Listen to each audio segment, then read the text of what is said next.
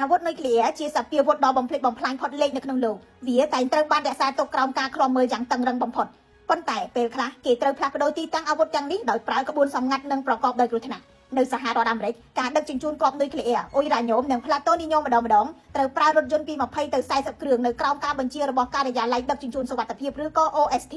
នេះបើយោងទៅតាម Nuclear Policy Info ក្បួនរថយន្តត្រូវបានការពារដោយប៉ូលីសនៅខាងមុខនិងខាងក្រោយផ្លូវ highway ត្រូវបានបិទខ្ទប់ធានាថាគ្មានយានជំនិះចូលមកជិតរថយន្តបាញ់មិនធ្លុះជាច្រើនគ្រឿងដឹកមន្ត្រីភ្នាក់ងារសហព័ន្ធដែលប្រដាប់ដោយកាំភ្លើងវែងខ្លីនិងកាំភ្លើងយន្តការវិភាគផ្លូវធ្វើដំណើរនិងទីតាំងថ្មីរបស់នុយក្លេអ៊ែរត្រូវតែជាការសម្ងាត់គ្រឿងចក្រដែលសំខាន់បំផុតនៃក្បួននេះគឺរថពាដែកទម្ងន់25តោនដែលត្រូវបានរចនាដូចជាបន្ទាយសម្រាប់ផ្ទុកក្បាលគ្រាប់នុយក្លេអ៊ែរវាត្រូវបានផលិតឡើងពីដែកក្រាស់កញ្ចក់ការពារគ្រាប់កាំភ្លើងនិងអាចបញ្ចេញចរន្តអគ្គិសនីដែលអាចឆក់សម្លាប់អ្នកចូលមកក្បែរបានប្រសិនបើត្រូវបានវាយប្រហាររថពាដែកនេះអាចបញ្ចេញគ្រឿងផ្ទុះដើម្បីបំផ្លាញសភាវុធរបស់សត្រូវថែមទៀត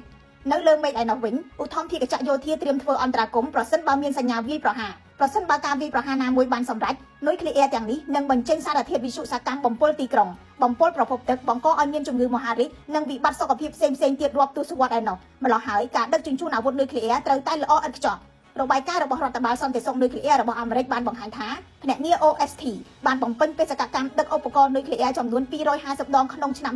2024និងត្រូវចាយប្រាក់ប្រហែល$250លានដើម្បីធានាសុវត្ថិភាព